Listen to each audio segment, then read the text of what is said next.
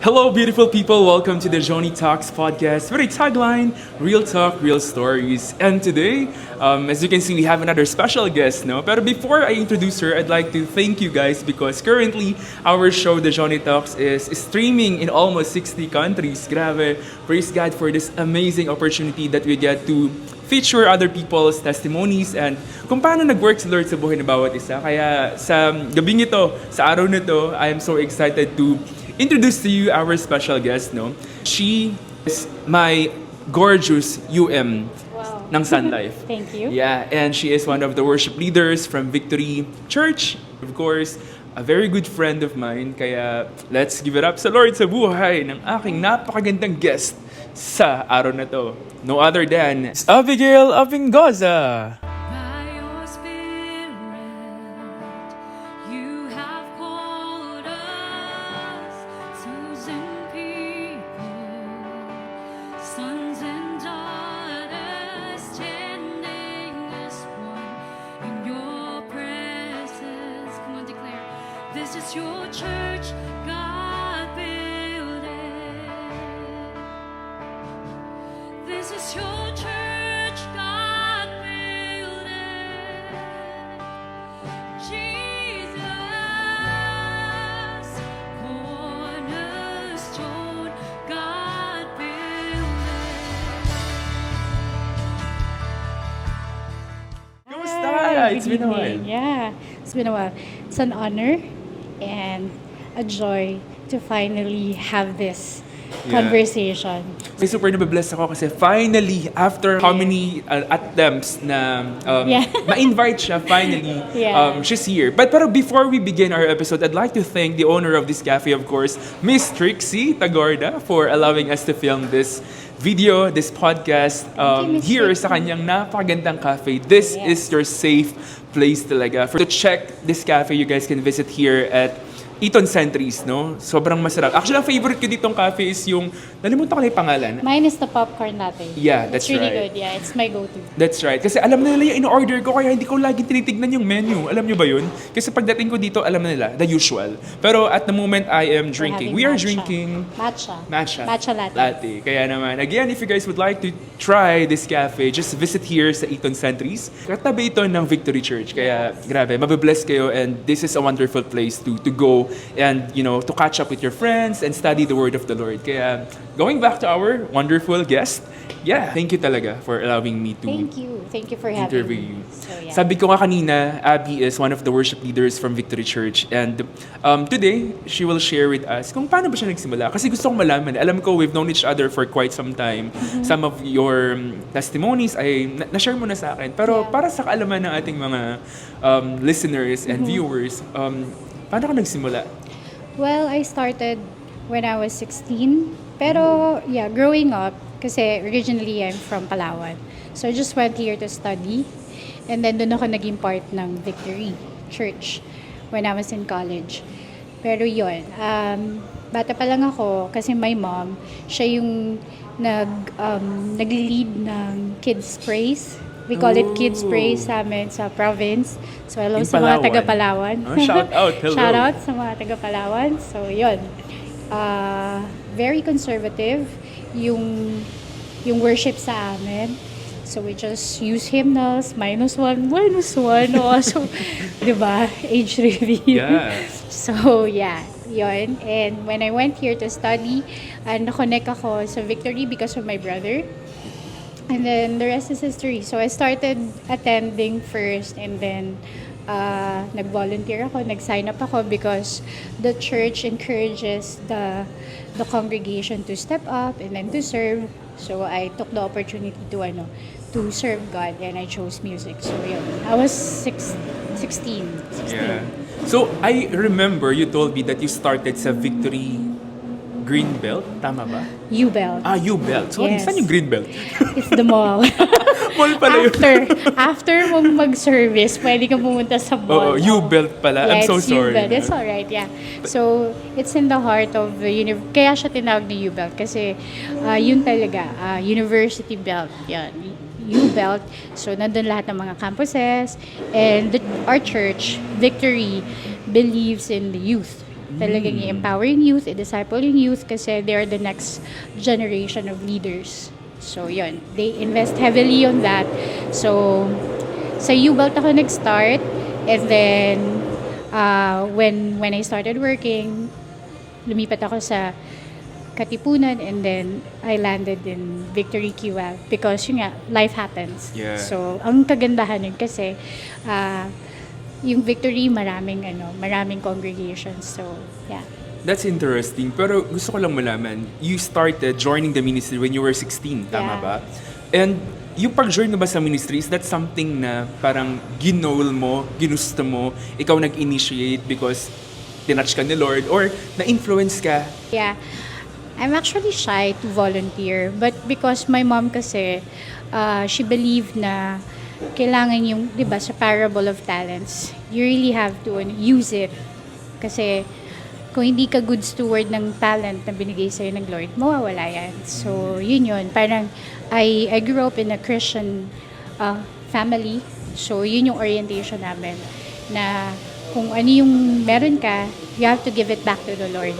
So, I'm very shy kasi yun may stage fright ako. Even now, even if I'm still leading the worship, alam mo yun, may ganun pa rin feeling na mayayain ka and all. Pero, because you know why you're doing it, talagang nawawala yung hiya. Walang hiya na joke. So, Walang yan. nawawala po yung hiya kasi hindi na ikaw yung nasa stage, but it's really yung heart mo willing to serve. That's right. So yun, kaya parang for me, yung influence ko, my mom, she was the one who told me, I think it's about time that you volunteer. So ako bilang a dutiful and obedient kid, sabi ko, okay, sige. So attend ako ng orientation, tapos nag-serve ako, and then tuloy-tuloy na siya. Pero hindi kasing smooth sa ibang mga worship leader kasi I also had my moments. Yeah. Nung nagsaserve ako and before ko na-reach na mag-lead ka na ng sarili mong team of worship leaders. So yeah. Pero the first ever ministry that you joined, kung saan ka nag-join, is talagang nasa music na talaga. Yeah, that was the first music ministry, and then something happened. Okay, so parang nag-ministry break ako. May mga struggles ako kasi yun nga, I was a teenager. I was 16, I was 17. Alam mo yun. And yun kung may mga makaka-relate na mga teenagers dyan, alam mo yun, yung pinagdaanan ko while I was still in the ministry, I just couldn't thank God enough for His faithfulness in my life. Kasi kung may pinagdadaanan ka and sa tingin mo hindi ka na makaalis doon, iba ang grace ng Lord. Iba ang faithfulness niya sa mga nagmamahal sa Lord. So, yun. Na parang I was able to get through that. Pero nag-decide ako mag-volunteer na sa kids away from the ministry. Yeah. And because of that painful experience, it took me 11 years before I went back to worship. Oh. Yeah. So 16, tapos 11 years later. Yeah, saka ako bumalik sa music. Yun yung talagang, yun yung testimony ko na bakit ako bumalik, paano ako bumalik, at saka ano yung mga challenges. Sobrang, for me, yun talaga yung nag-humble sa akin, yung experience na yun. And dun ko mas nararamdaman yung love ni Lord sa akin. Pero nag-wonder lang ako, no? Kasi you started na mag-worship lead when you were 16. Yes. Di ba? How was your service at that time? Kasi at a very young age, parang kung ako, 16 ako, well, ako kasi nag-start ako mag-worship lead when I was 15, pero hindi pa siya yung sa may service talaga. Mga Bible study, Yes. mga small gathering. Pero I was parang 18 years old when I started talaga to lead people in Sunday worship talaga. Gusto ko lang malaman, ano yung mga naging challenge sa'yo? Were you able to understand really at the time yung ginagawa mo? Or you were just doing it because my mom told me, Yeah. advised me to just join this ministry. So, Yeah. I should do it. Parang Honestly, yes. It's actually out of obedience sa mommy ko because sinabi ng mommy ko So, sunod lang ako.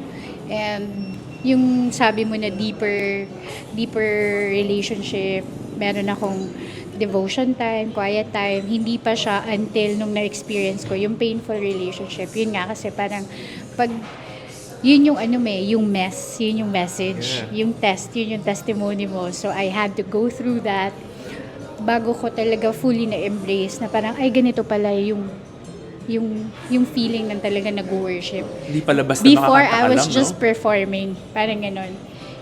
Nagpa-perform ako, pero ngayon I'm worshiping. I could confidently say na parang it's really because I love God and I worship. I have more siguro yung feeling ko ngayon, mas nag-mature ako, I think.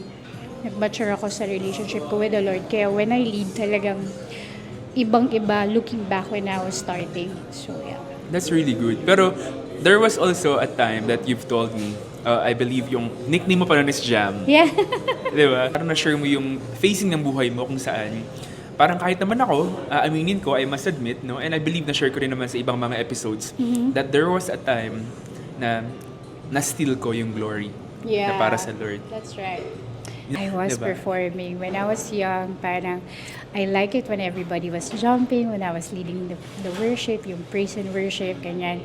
Sobrang nakakabulag yung popularity, lalo na when you're on your teens. Kasi you want to belong, you want to feel how good it feels, yung ganon, di ba? So parang sa akin, yun yung mga moments na parang tinatamad akong mag-serve kasi alam ko na, alam mo yun, na parang, ay, another performance, parang Yeah. ganyan. Tapos, sobrang ugly talaga ng heart ko, masasabi ko talaga, ang pangit talaga. Na parang ginagawa ko siya because, tingin ko, obligation ko siya. Yeah. Hindi siya because of obedience, but out of obligation. Na parang, kasi nag-sign up ako, so I need to do it, I need to show up. Yeah. It's really the need the need to show up, but it's not the joy of doing it, kaya I'm there. So, yun. Kaya parang for me, nung na-feel ko na parang tinatamad ako mag-serve. Tapos, did you know, ito confession to So, alam mo, may pagka-rockstar attitude. Ang pangit.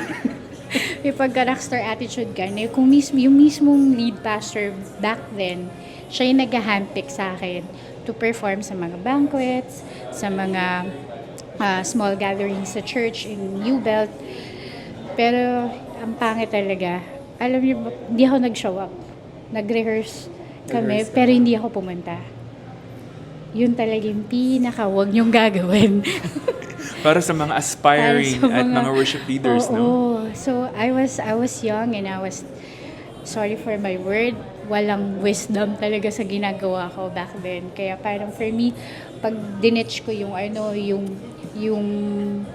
nag-commit ako na magsuserve ako, tapos dinitch ko, I don't feel any remorse. And I don't think that's worship. Yun.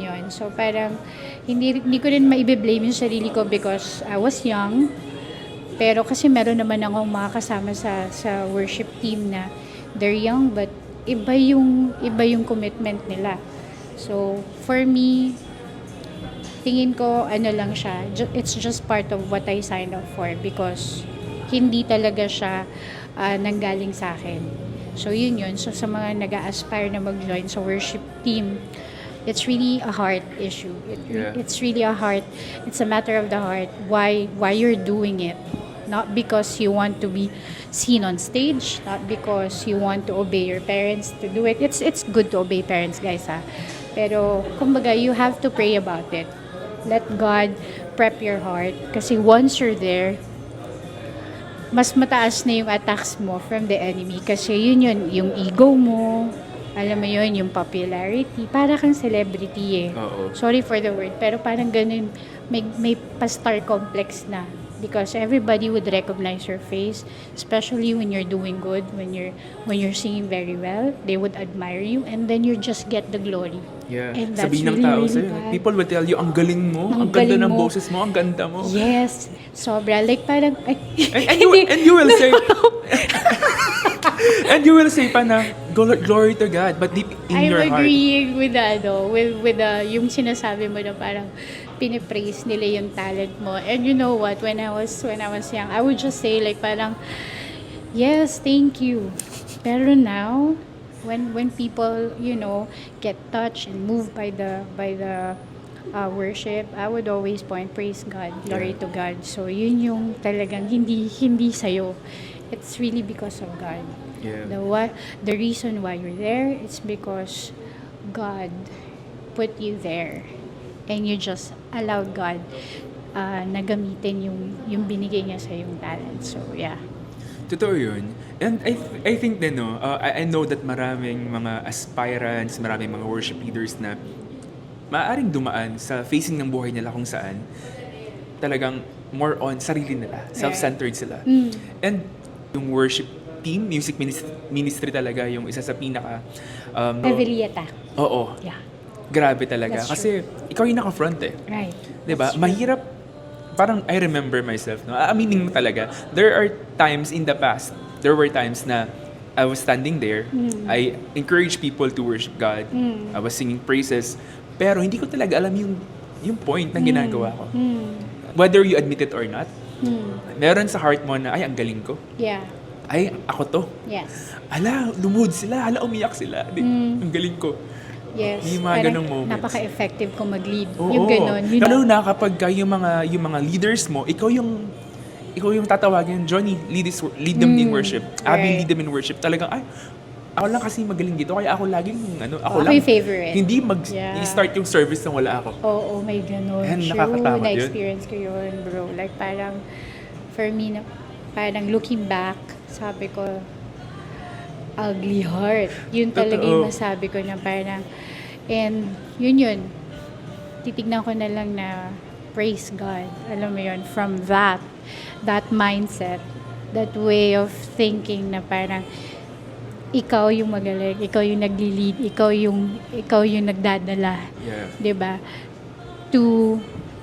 Thank you Lord, grateful ako kasi I'm being used to serve, parang ganyan. So yun kasi parang I would so agree on that, na parang under attack, especially yung mga worship leaders, kasi when you step on stage and the worship, yun yung kasi piniprep yung heart natin ng Holy Spirit. Alam mo yun, for the word. Kaya nauuna siya lagi. Yeah. So, fini-feel natin yung sarili natin with the Holy Spirit, and then ganun din sa congregation. So, pag na-receive na nila yung word, malambot yung heart nila, kasi yun eh. And hindi siya just you feel like worshiping, kaya there are times na That's right. it's not how we feel, but it's really reflecting on how God has been faithful Who He in our is. lives. Yeah, oo, yun eh. It's very relational. Yung worship, it's very personal. Na some people may be moved into tears, may kneel. It's because they always remember what God has done in their life. Kaya you Through respond. Through the songs, To diba? the songs. Yeah, yun. Kaya for me, sabi ko na parang the more mong aalagaan yung quiet time mo, kasi nga, nandun ka sa, parang alam mo yun, yung responsibility mo. You have to be accountable sa sarili mong spiritual walk. Kasi yun yung nilalabas mo eh. Diba? Totoo yan. And minsan naisip ko din, parang sobrang laking parte o laking, I don't want to call it responsibility, pero task natin talaga to lead people yung okay yung puso natin. Kasi That's naisip right. ko rin, what if may mga tao na are meant to really experience the presence, pero because pumasok ka doon, umakyat ka sa stage, tapos yung mayabang yung puso mo, hindi okay yung puso mo, parang hindi mangyayari yung dapat na Yes. maranasan nila. Yes, Like, that's right. matatapos ang service ng hindi nila naramdaman yung presensya ng Parang Panginoon. empty. Parang Yeah. empty. Yeah, performance lang Totoo talaga yun. siya. Oo. Na parang, mafe-feel mo yun kasi hindi talaga nag-work yung Holy Spirit. It's because, yun, para kang vessel. Na parang dadaluyan ka ng Holy Spirit. So, parang ikaw yung, kumbaga kung sa pastor sila yung mouthpiece ng Lord. Right, diba? So, sa atin, yung Holy Spirit, dumadaloy sa atin. So, mararamdaman nila yung presence. Alam mo yung pag-anointed yung worship, Yeah. you would feel it. You could actually tell na parang bumaba ang Lord Totoo, dahil totoo. naramdaman ko yung presensya niya. It's because yun nga naging commitment ko rin yun na before I lead the worship, I really have to do my devotions. Yun talaga yung non-negotiable sa akin. So, I seek the Lord, and yung yung response ko. Yun yun, yun yung isa sa mga, dalawa sa mga siguro, ipo-point out ko sa mga fellow worship leaders ko na yun nga, it's a relational act. Yung worship, it's a relational act. You seek God and how you respond. Yun yun. So, when you seek the Lord, you take care of your devotions kasi yun yung feeding mo. Doon mo siya mas nakikilala, mas nararamdaman mo siya. So, when you sing the worship, talagang ramdam mo yung presensya ng Lord. And then, when you respond out of worship. That's why you let go and let God. Yeah. So, siya talaga yung nagtitake charge doon sa during the worship service. Totoo. Glory to God kapag alam mo at naramdaman mo na, Lord, naramdaman namin na andito yung presensya mo. Di ba? We can shout hallelujah. We can sing, Lord, you are so good. Pero yung puso mo hindi nagpupuri, we can do that. That's right. Kaya before you lead people, you need to really take good care of your testimony, your devotion, your prayer life. That's right. really important. Yes. Talaga. I have a question. Siyempre, you've been like worship leader for how many years already? At sa pag-worship lead, hindi siya palaging masaya lang. Oh, yeah. Hindi siya palaging parang smooth lang. What is the greatest challenge you face as a worship leader? Ano yung mga naging challenges mo? Well, for me siguro yung overcoming yung differences namin ng mga ka-team ko sa worship team. I'm referring to my younger self. Okay. Hindi yung ngayon na kumbaga na-establish ko na yung habits ko and how I would lead the worship now. Siguro yun yung isa sa mga teaching moments ko and humbling moments ko na parang alam mo may skills ka, alam mo na effective ka mag-lead ng worship, pero hindi mo siya dapat isipin na parang ikaw yung star player nung team. Kaya hindi ka na magsasubmit doon sa leadership ng isang worship leader. So yun. So yun yung mga challenges kasi naging mayabang ako, naging prideful ako, na parang pag ayoko.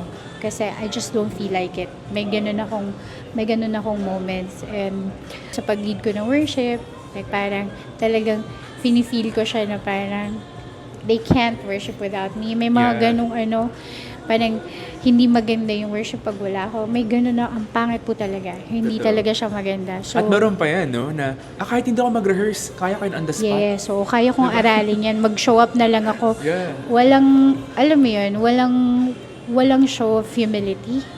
Yun yung dun ako, yun yung challenge sa akin before. Kasi, modesty aside, na parang, madali ko siyang aralin yung kanta. Tapos, gagamitin ko na yun as an excuse not to attend practices. Kaya ko na yan, alam ko na yan. Yeah, oo. So, yun. Kaya parang others, walang nag-rebuke sa akin actually. So, yun. Na parang pinabayaan lang nila ako kasi nagvo-volunteer naman ako. So, siguro in retrospect, I would appreciate people who are also accountable sa ugali ko before. Na, alam mo yun, na siguro at the beginning, sana pinutol na nila yung sungay ko. So, siguro mas nag-grow ako. Yun yung sa mga challenges sa akin na parang sana may mas nag-step up and then minentor ako. Hindi lang sa skills, but really more of sa spiritual side na parang, you know what, you have to show humility, you should submit kasi hindi lang puro excellence dito. Yeah, that's right. You also have to submit to the lordship of God. Hindi ito pagalingan, but nandito tayo as servants. Totoo yun. So yun. I really agree. Are you a type of worship leader na ma-focus sa mga technicals? Or Medyo. you focus more on sa heart lang? Parang gano'n. Medyo half-half actually. Like parang pag may wala sa tune, parang Pakiayos, may Ako, ganun. I often hear people, it's not about the microphone, it's not about the tune, it's not about the instruments, it's about the heart. Pero super important din talaga that everything is aligned. Oo. Kasi kahit gaano ka okay yung puso mo, pero kung sira-sira yung nangyayari sa paligid mo, parang Oo. ang hirap, distracted ang mga tao. That's right. Ang congregation. Oo. That's right. Oo. So, totoo yun. Kasi, yun din yung maganda. Kaya nagkakaroon ng auditions. Kasi, maraming gusto mag-serve. Maraming okay yung heart. Pero kasi, sometimes, totoo yun, na medyo distracting. Pag kunyari off-pitch ka, wala ka sa tempo. And also, when you serve, kasi you have to serve with excellence. Totoo. Aside sa heart, dapat excellent ka rin. So, yun yung gawin mong yun yung gawin mong commitment sa sarili mo to better your skills, your talents. So, kung mag-practice ka, ganyan, tapos mag-seek ka ng mentor, alam mo yun, tapos, yun. Actually, maganda yung it's really a journey kasi you'll grow with your skills and at the same time, you will grow with your spiritual walk. Kaya, yun, iba talaga pag involved ka sa ministry. And sa akin, yun yung doon ako nilagay ng Lord sa music ministry. So it's really important to find a good balance on both sa skills at saka sa heart. So yun, and you will get that if you pray and then you ask God for leading and wisdom na parang, Lord, alam mo yun, I dedicate this worship sa inyo. May you be glorified. Use me, use my talent, Panginoon, to minister to people. Pag ganun kasi, ready na yung heart mo. Hindi na ikaw talaga yun. When you step on the stage, it's actually God. It's actually the Holy Spirit moving the hearts of the people who are in there. I agree. What's your favorite worship song? Kinanta ka to sa concert? Sa concert. Oceans? Oceans. Oh, Yeah. bakit ayun yung bakit Oceans? Meron bang parang significance or specific na like story behind na nakaka-relate ka or Siguro yung sa yung sa chorus niya, yung Spirit lead me when my trust is without borders. Kasi that's how faith works 'Diba? Na parang ito yung alam mo, ito yung sa tingin mong hanggang dito ka lang. Pero when you truly let go and submit and acknowledge the power of God and the Holy Spirit, walang limit. Kasi ganun ka-powerful yung sinaserve nating Lord. that's right. Yun, na parang tayo lang yung naglilimit sa sarili natin, or if we listen to the lies of the enemy, hanggang dyan ka lang, di ka na magpo-progress. Alam mo, yung past experiences mo, markado ka na. Yung ganon, hindi ka na uusad. So parang for me, it speaks to me, that worship song speaks to me, na ang prayer ko, sana i-lead ako lagi ng Holy Spirit. Sana in-check lagi yung heart ko, align sa Lord. Totoo yan. Kasi dun okay nang kahit hindi ako kumanta. Basta okay yung personal worship ko. I don't need a mic, I don't need a stage. Basta okay yung personal worship ko sa Lord. I'm gonna be okay.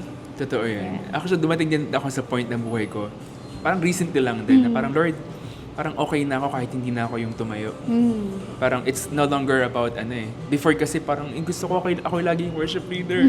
Ganun ako before. Yeah. Parang ang tagal naman ng cycle. 5 kami. Tapos after pa. Pero, Saka ka pa. Oo, pang 5 pa ako. Ano ba yan? Yeah. Pero ngayon dumating ako sa point ng buhay ko na parang, Lord, parang it's not about the microphone Yes. pala. Yeah. It's not about na ikaw yung pipili ng lyric, yung songs to sing every Sunday. Nasa season ako ng buhay ko ngayon na parang, Lord, kahit hindi ako tumayo, parang Lord, yung personal talaga yung ko ngayon. Doon ako ayun talaga yung parang focus ko ngayon. Right. Yung puso ko na parang minsan, nagka-cry ako dun sa coffee shop, ganyan. Tapos, yeah. Lord, sobrang buti mo. Nagre-reflect ako. Yeah. Pero syempre, talagang pinangarap ko rin talaga maging worship leader. And sobrang dami rin talagang mga challenges. Hindi palaging smooth lang. And para sa akin, yung greatest challenge ko as a worship leader, hindi siya yung songs to sing every Sunday. That's right. Lagi ko tinatanong yung sarili ko, mag-worship lead ako. Parang taas-taas ka pa ng kamay, sigaw ka ng sigaw ng hallelujah, you encourage people to worship. When was the last time you prayed for over 5 minutes? That's right. When was the last time you parang you ask God, yung one-on-one kayo, di ba? Parang nakakaya naman pala kapag magilid ka ng worship na, let's worship the Lord, ganyan. Yeah. Tapos, Pero empty yung heart. empty. Yeah. Well, ayokong balikan yun. Ayun yung mga season ng buhay ko na parang talagang magaling ako, kaya ko to. Kahit di ako mag-rehearse, kaya ko to. Right. Yeah. Ayun yung puso ko dati. Pero ngayon, Lord, parang kahit pala hindi ako kumanta, kahit pala wala na ako sa harapan, hindi na ako makita o marinig ng tao, it's okay. Correct. Kasi ang pinaka-importante pala yung puso. That's right. Yung relasyon mo sa I Panginoon. agree. Amen. Yeah. Diba? So yun, you always pray na i-protect yung heart mo from those things. Kasi yun nga, ina-attack tayo ng enemy. Kasi when the heart is ready to receive the word, nandun na yung transformation eh. Yeah. Diba? Some people, they repent back to God. Some people, they accept Jesus as their Lord. It happens when they heard the word. And before that, prep yung heart nila because of the worship, because of the Holy Spirit moving while you were doing the worship. And yun, isa ka sa mga nag-a-advance ng kingdom through your talent, through worship.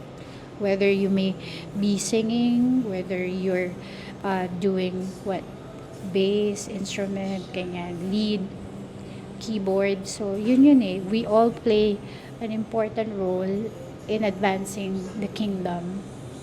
And sa tingin ko yun yung mas masarap na pakiramdam pag nag-worship ka. Kaya nandun yung presensya ng Lord. Totoo. Yeah. Totoo yun. And para din sa kaalaman ng mga nakikinig, no? Yung worship leading or yung worship leader, hindi lang siya yung kumakanta sa harap. Lahat tayo worship leader. Yes, that's Sabi right. mo nga, kahit nagbe-bass ka, nagki-keyboard ka, Yes. nasa drums ka, Yes. backup singer ka, nasa media tech ka, o kung nasang ministry ka man, lahat tayo worship leaders. Yes, Kaya yes. sobrang importante na hindi lang yung mga yung magli-lead, yung nagpe-prepare ng heart. That's right. 'Di ba? Kasi Lahat yan. totoo yan. Oo. Kailangan one kayo. Yeah. Kasi kapag isang tao lang, dalawang tao lang yung nagbe-prepare ng heart, parang ang hirap pumasok sa presensya ng Panginoon. Yeah, that's Totoo yan, right. diba? Oo. So yun, na hindi ka one-man team. You would need people. Kaya nga, when I joined the worship, nito na nung nagmamature na ako with my walk and journey with the Lord, dun ko mas na-appreciate yung bawat isa. Na hindi ako pupunta unlike before, pupunta ako sa practice, kasama ko silang mag-rehearse, and then aalis na ako. Ganun po talaga yung kasi I don't like small talks, I don't like Yeah. I Nasabi don't mo like sa akin people yan. in general. I don't like people in general. So, yeah, I'm not a huge fan of that. Pero dun ako binabago ng Lord. Kasi Oo. nga, yun, ang Lord, very relational. He loves everyone. He loves you. He loves everyone, legit. So, Totoo yan. yun. Ayaw niya ng small talk. Alam niyo ba? Trivia lang Diba? Nagkaroon kami ng parang, there was like this, one time nagkaroon ng virtual fellowship via Zoom. So she attended. Tapos, nag-share siya ng something na about sa ministry, about sa Lord. Tapos, when I attended the victory, I was so excited to say hi to her. Tapos sabi niya, hindi nagre-respond. Tapos nag-chat siya, sorry I don't like small talks. Wow. Sabi ko, akala ko ba naman close na kami? Sabi niya sa akin, sorry, hindi ako parang I'm not into small talk. So parang okay. Oo, di ba? Kaya- Wag niyo pong tularan yung ugali ko. So, yun. So, yun isa sa mga So, for those people who personally know me, alam nila yan na parang kung makakaiwas ako sa Mga small talk, usap-usap, small talk, alam nila yan, may exit na ako. Gracious exit tayo, ganyan. Pero yun nga, yun yung matututunan mo as you, alam mo yun, as you go deeper na parang it's not as bad as it seems, you Yeah. know, to exchange conversation with your fellow believers, tsaka yung ibang mga nakikilala mo. So yun yung mga binabago. So kahit worship leader ka na, marami pa rin talagang dinidilo sa Lord. Yung Lord sa buhay ko. So isa yun sa mga bagay na hindi ako fan, but pag sinabi ng Lord, yes and amen na lang tayo. Yeah. Yun talaga. Totoo Yes yun. and amen. Yes, Lord. Okay Kaya po. I'm happy when I asked her if she could join the worship concert. No? Yeah. Okay. I'll do it. Yeah. So parang ang saya lang kasi talagang, syempre, ayun nga, parang yung idea ko about you is, okay, she doesn't want yung mga, I don't like attention. Oo, yung Kung mga nasa, ganun. kung nasa worship ka pa, kasi ikaw yung nasa stage, pero ayaw mo ng attention. Oo. Yes po. May ganon. totoo yan. May ganon po. Nakakatuwa. And para din sa kaalaman nyo din, no, parang yung mga funny memes or yung mga posts sa Facebook, no, na nakakatawa. Parang kapag Yeah. imimit siya sa personal, I'm parang ibang different. tao siya. That's Hindi siya right. yung post niya. Hindi siya yung mga funny posts niya Yeah. sa Facebook. Very serious and reserved. Totoo yan. I like quiet life. I'm a very private person. Yeah. Pero yun eh. Pagdating sa pagsaserve sa Lord, tatanggalin mo yun. Oo. Parang And magbila ka magbabago. biglang Sarah G ka. Sumasara G ka sa pulpit. Kasi, puspos ka na Holy Spirit. So, alam Totoo. mo Ayun, yun. speaking of puspos, Yeah. it is very important na kailangan tayo mismo, before we go to the platform, each and every Sunday, dapat tayo mismo is puspos Amen. ng That's Holy right. Spirit. Yes. Kasi without yung kapuspusan, without yung heart mo being prepared, Right. parang, ay nako, kawawa naman yung congregation. That's right. It's gonna be just another Sunday na may nag-perform or hindi talaga sila na-lead into worship, but they just heard how good you sang with the band. Totoo yan. Ganung level na parang dun pa lang malalaman mo na parang okay, heart check muna tayo. Kaya dun mo rin ma-appreciate yung mga music directors. Yeah. Kasi sila yung accountable sa'yo. Kasi sila yung nakakakita sa'yo sa stage. And then, may, syempre, may post huddle after the, where we pray for each other. And then, kung may mga comments, how are you on stage, iwasan nyo yung masyadong, magalaw kayo while may nagpe-pray, yung mga ganun. And you should have an open heart. Yeah. And To open for receive correction it. also. Yeah, oo. Dapat open kayo for that. Na huwag yung isipin, na-correct ako, ayaw ko na mag-serve next Sunday. Oo, I don't hindi feel pa like atin. it. Totoo yan. Ganun, oo. I think that is one of the issues sa mga Yeah. sa mga ministries, kahit naman saan siguro. Yes, yes. Merong mga few individuals na kapag na-correct, Mm, 'di ba? Yung hindi mag-church. yeah, that's pride, Oo, yun, guys. kaya- And hindi napiplease ang Lord sa prideful heart. Kaya, Totoo 'yan. Importante din na kung nagdi-desire ka to join the ministry Yes. sa pag-worship lead or kahit anong instrumento hawakan mo, it is very important that you have a spirit na willing magpa-correct. Yes, that's right. Oo. Kasi pag wala kang pupuntahan. Oo, kasi talayo ka na lang ng church mo. Totoo. Though kung gusto mo masunod ka, hindi ganun. That's not how it works, Na parang tayo, para-paras tayo ng desire to serve and to honor God with our talents, with our time, with our resources. It's always about Jesus. That's right. I like it. Yung masasabi ko. It's all about Jesus. At the end of the day, sino ba yung banner? Anong banner ba yung nire-raise mo? 'Di ba? Ikaw o si Lord? So, yun. Kaya, for me, it's really good to have a ministry. Kasi, dun, character building din yun eh. Magagamit mo siya sa lahat actually. So, yun. Nire-recruit ko na po kayo mag-join ng ministry. Kasi, yun talaga yung yun yung magpapatibay palalo ng faith mo. Totoo when yan. you are part of a ministry. So, yun. I like it. Para sa'yo, paano yung maging effective na worship leader? Kasi For me, lordship. At saka devotion. Yan. Devotion mo sa Lord. Na before ka mag-serve, dapat okay ka. Yun eh. What we've been mentioning earlier. Talagang ganun kami kakulit, guys. Yun yung pinopoint namin. Yeah. Na you have to be really okay in order for you to become effective. Kasi yun eh, 'di ba, parang sa atin nga, 'di ba, out of the abundance of the heart the mouth speaks. So it's same thing with the energy that you emit. Yeah. 'Di ba? Light ba 'yan o darkness? Kaya parang pag nag-lead ka ng worship, mafe-feel nila parang ang dragging ng spirit. totoo. And you're one of the reasons why it is like that. Kasi alam mo na hindi ka okay, pero nagpumilit ka mag-serve.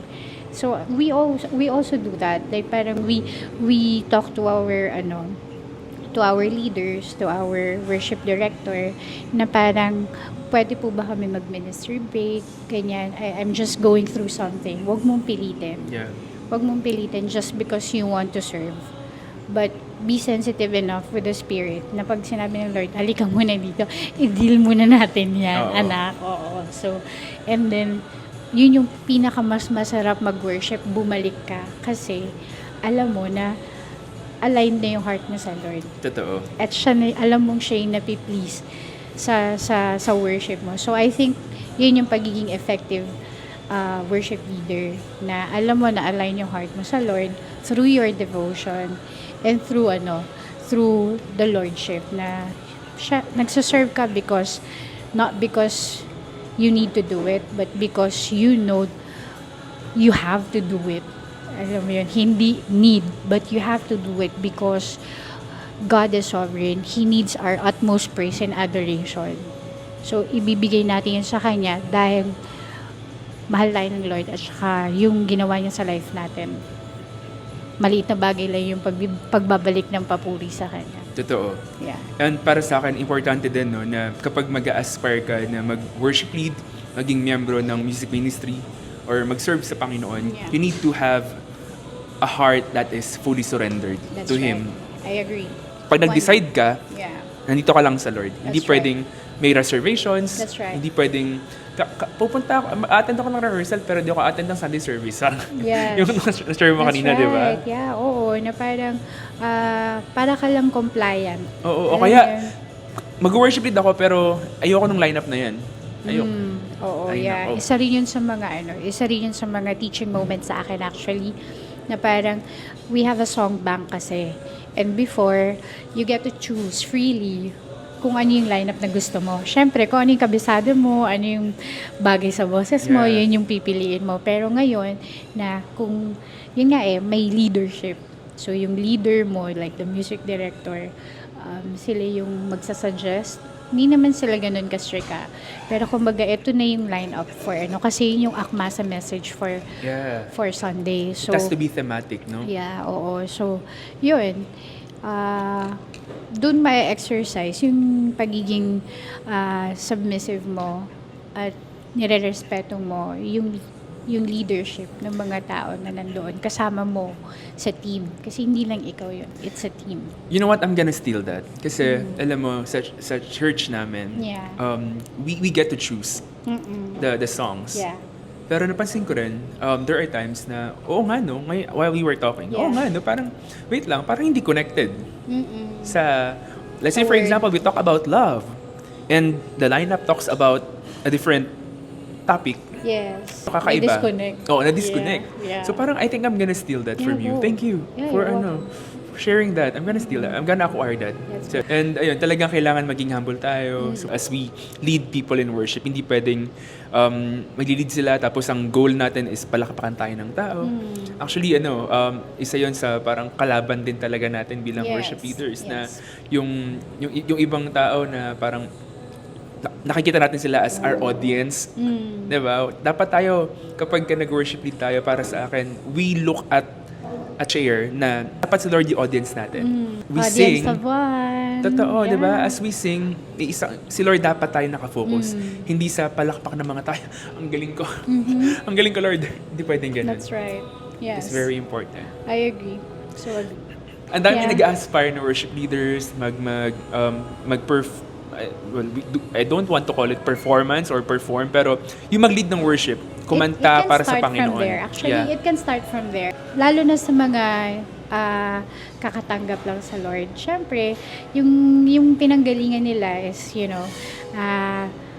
iba yung orientation nila sa atin. So, actually, maganda yun as a starting point Yeah.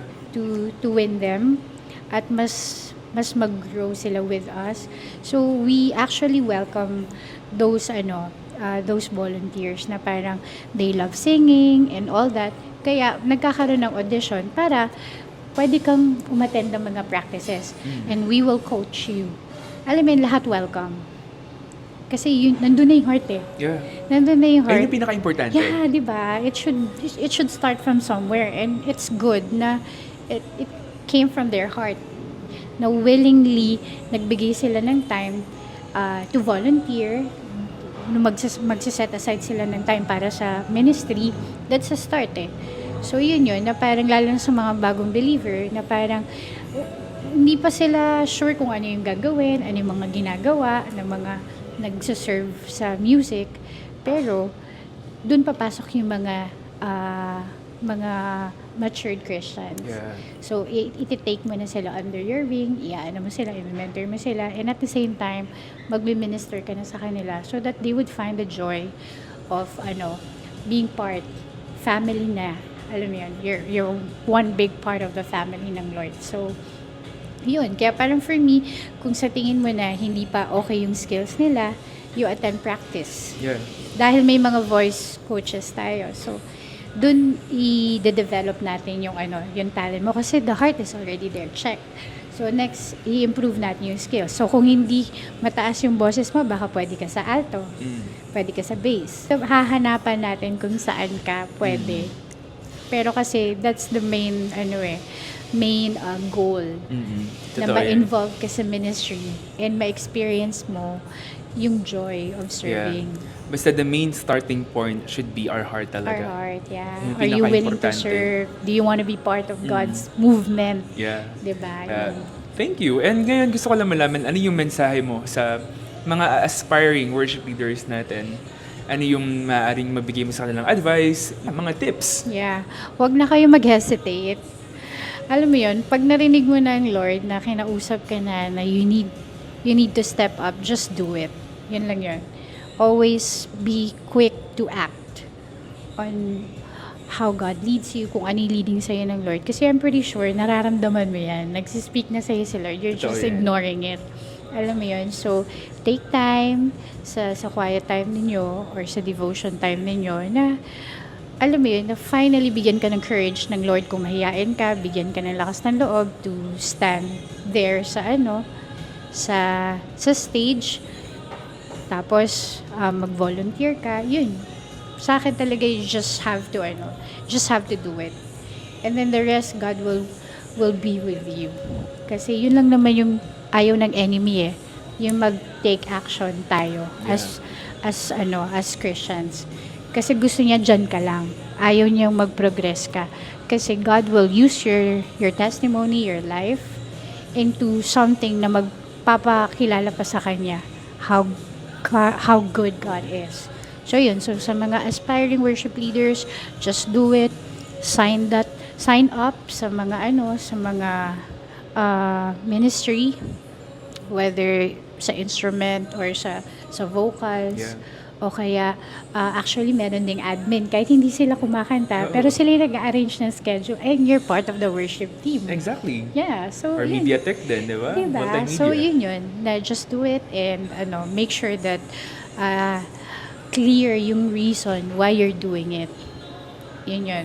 It's always about Jesus. So, you're doing it because you love God, you want to serve God, you want to bring back the glory and honor to Him, and you want to live a life na pleasing sa Kanya because this life, it's really temporary. Exactly. It's just temporary. So, anong ginagawa mo while you're still here on earth, di ba? So, might as well serve our God. Kesa magsayang tayo ng ibang oras doing other things, alam mo yun, hindi ganun katagal mag-serve. But you know what? Pagpapalain ka lalo ng Lord when you obey and when you do advance His kingdom. May favor talaga, maraming favor. So yun yung perks ninyo pag part kayo ng ministry at align kayo sa Lord, yung favor ng Lord, susundan kayo. Yeah, kaya super blessed talaga ang aking napakagandang UM talaga. Si Thank Abby. you, thank Sobrang you. blessed Praise talaga. God. Kasi talagang naniniwala ako na sobrang pagpapala ang pagsunod sa Amen. Panginoon. Yeah, di ba? So, kailan ka susunod? Obedience. When do you start? Oh, Now. Now. Right now. Right now. Thank you, Abby, for Thank sharing you. your Thank you so testimony much and for your having me. experiences. Yes. Grabe. And follow her. Baka meron kang gustong i-plug. Actually, I wanted to support Joni. Yun lang talaga. Na support him sa kanyang Joni Talks page. Kasi ordinary people like me, alam mo yun, na nakaka-share ng testimony. And maraming reach eh. So yun na support nyo siya kasi he's doing an amazing job sa pag-share ng gospel and sa pag-live sa destiny na binigay sa kanya ng Lord. Alam mo, he's been a faithful servant. Siguro yun lang na don't be afraid to volunteer. Just do it. Yeah. Just do it. And kung tingin mo hindi ka qualified, for as long as It's the Lord who it's the Lord qualifies. who qualifies. It's the Tandaan Lord natin who yan. qualifies, not Hindi rin us. pagalingan. Kung tingin mo parang hindi ka para dito, hindi ka para dyan. Just show up and sign up. Yeah. Diba? Kasi Show God up and will- sign up. That's nice. Totoo yan. Because God will bring you, will put you sa kung saan ka talaga niya ilalagay. That's right. At kapag sumunod ka, pagpapala talaga yun. We serve God, we follow Him not because we want The blessings, favor, yeah. but because God deserves to be glorified Amen. through us. Kaya, ayun, maraming salamat guys Thank you. sa pakikinig. If dumating ka hanggang, or nandito ka hanggang ngayon sa timeline na to no, ng aming pag-uusap, maraming salamat. Thank you for supporting the Johnny Talks podcast. Again, we're streaming in almost 60 countries na, no? Kaya maraming salamat sa God. support kasi talagang ito yung dream ko talaga na magamit yung platform na binigay ni Lord to ma-share pa yung gospel. Yes. Kaya Yes. thank you guys. Maraming salamat for supporting the show. Thank you so much. And yeah, follow her Maging membro din kayo. Show up and sign up Show sa up team and sign namin. up. Name 3. Sun Life. Sunlight. Yeah, thank you so much everyone. God bless again. This is the Johnny Talks podcast Thank with a you. tagline, Thank you so Real much. Talk, Real Stories. Bye! Bye. Thank you! Thank you.